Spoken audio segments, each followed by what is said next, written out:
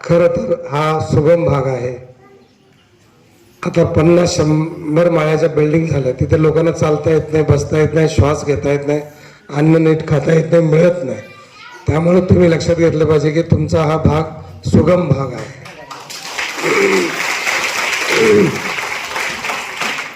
हे तुमचं खूप चांगलं गाव आहे आणि विशेषतः मला आज खूप कौतुक वाटतंय की इतक्या संख्येनं स्त्रिया आहेत, इतक्या संख्येनं मुली आहेत.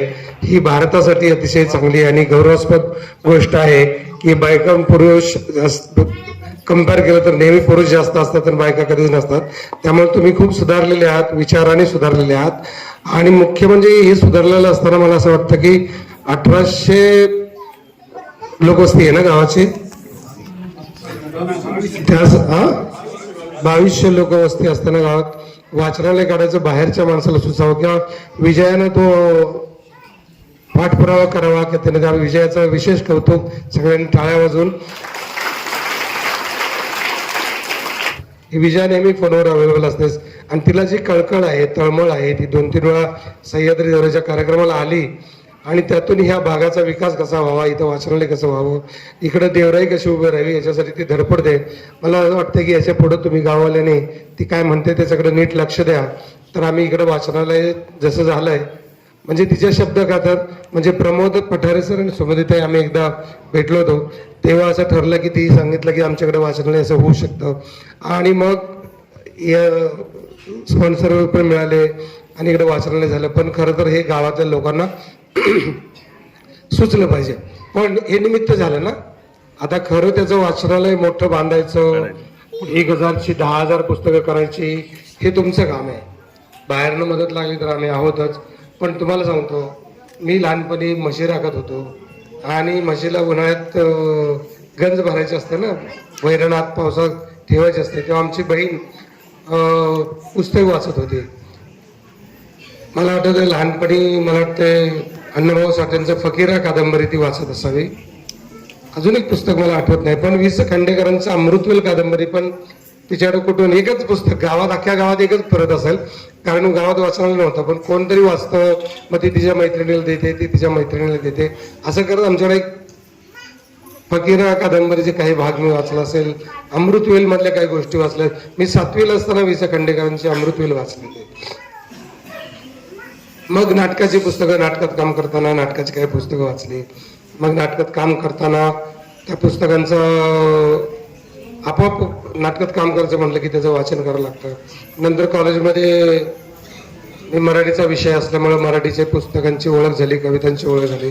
नंतर आम्हाला कळलं की ह्यातलं सगळ्यात चांगले साहित्यिक कोण. मग आम्ही पठारे सरांची हारण कादंबरी वाचली, भालचंद्र नेमाडेंची कोसला कादंबरी वाचली, आनंद यादवांची, किंवा अशा म्हणजे नादो महानोर, नारायण सुर्वे, चिंद्रम खानोलकर, असं साहित्य वाचत गेलो. आणि मग लक्षात आलं की खरं तर माणूस घडण्यामध्ये, देश घडण्यामध्ये वाचनालयाचं खूप महत्त्व आहे. आणि मग मी साऊथला काम करत असताना सुब्रमण्यम भारतींची पुस्तकं जेव्हा वाचली तेव्हा त्यांना एनिमी ऑफ द ब्रिटिश म्हटलं होतं.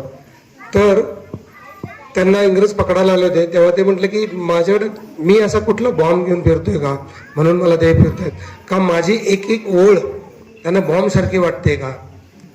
तर कवितेचं, कादंबरीचं एक महत्व एवढं असतं की त्यातनं माणूस घडत असतो आणि तो घडत देश घडवू शकतो, एवढी ताकद त्या वाचनालयात असते. तर मला असं वाटतं की गावातल्या ज्या स्त्रियाला त्यांनी तुमच्या मुलाबाळाने घेता येता वाचायला घेऊन या, तसं तुम्ही स्वतः पण या तिकडे. पुरुष मंडळीने असतील तुमच्या आवडीची पुस्तकं, आणि तिथे एक असं ठेवा की एक डायरी ठेवा की आम्हाला ही पुस्तकं हवीत, ह्या पुस्तकाचं वाचन करायचं आहे. असं कळलं तर ती पुस्तकं तुमच्या गावाला कशी पुरवता येतील याचा आम्ही विचार करू. आणि तुम्हाला ती मिळणार नाहीत असं नाहीच आहे, कुठं पण मिळतीलच, पण नाही मिळाले तर आम्ही ती तुम्हाला उपलब्ध करून देऊ. म्हणजे कवितेचं शिक्षण वेगळा करा, कादंबऱ्यांचा वेगळा करा, म्हणजे योगाभ्यासासाठी वेगळी, विविध प्रकारच्या भाग आहेत ना. तर त्या प्रकारची पुस्तकं जशा जशा आवडी असतील तशी तशी तुम्ही निवडत चला, त्याची नोंद करत चला, तिथे आम्ही तुम्हाला देऊ. आणि हे आमचंच गाव मानू आणि असं वाटू की आमच्या गावातली लोक चांगली झालीत आणि मुळात ही चांगलीच लोक आहेत.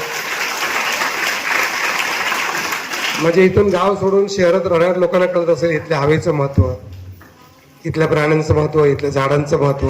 आणि जे झाडं ज्यांनी आवारे सरांनी झाडं लावली, ती झाडं आज बोलतायत. आणि आवारे सर नाही तरी तुम्हाला 20-25 हजार रुपये महिन्याला वर्षाला तुम्हाला मिळत आहेत. तरी झाडांचं किती महत्व, झाडांना तुम्ही काय देताय का? आणि ते तुम्हाला देतायत ना. तर अशी देवरा इकडे करायची आहे. आणि तुम्ही इथे जागा निवडा आणि त्या जागेमध्ये एक देवराई आपण तयार करू. आणि तुमच्याकडं बिजाई म्हणजे राहीबाई पोपारे, मी एक बिजाई नावानं संस्था सुरू करते. बीला जन्म देणारी आई बिजाई. जसं ह्या राहीबाई आहेत, तर तुमच्याकडे बिया उपलब्ध आहेत. तुम्ही त्याचा साठवला पाहिजे. आज राऊत आले होते, त्यांचा मग सत्कार केला. त्यांनी पण मला काही बिया द्यायचं ठरलंय, तर त्या दुर्मिळ बिया आम्ही लावायचा प्रयत्न करू.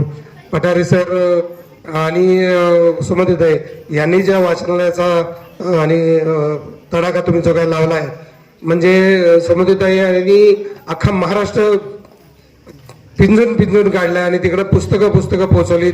शाळांमध्ये, गावांमध्ये फार मोठं काम केलंय. आणि पठारे सरांसारखे इतके महान कादंबरीकार ज्यांचं मी गेली 25 वर्ष माझ्याबरोबर, त्यांच्यामुळे मी समृद्ध होत गेलो. ह्याचं कारण वाचन. आपण कादंबरी वाचली तर दुसऱ्याने वाचली नसेल, पण त्या कादंबरीच्या चर्चा होतात ना, त्याच्यातलं जे ज्ञान येतं ते सुद्धा फार महत्वाचं असतं. आणि असे मित्र तयार होत राहणं हे फार महत्वाचं असतं. प्रमोद, तुझं काम खूप चांगलं आहे. तुमच्या गावाला तुमच्या सरपंच मॅडम आणि ग्रामसेवक माडिगाव तुम्ही सगळ्यांनी हे वाचनालय कसं जास्तीत जास्त मोठं होईल याची काळजी घ्या. आणि झाडाच्या पानोपानी कविता असतात, तशा पानापानात कविता असतात, पानापानात ज्ञान असतं. ते घेऊन आपण पुढे जाऊया. धन्यवाद.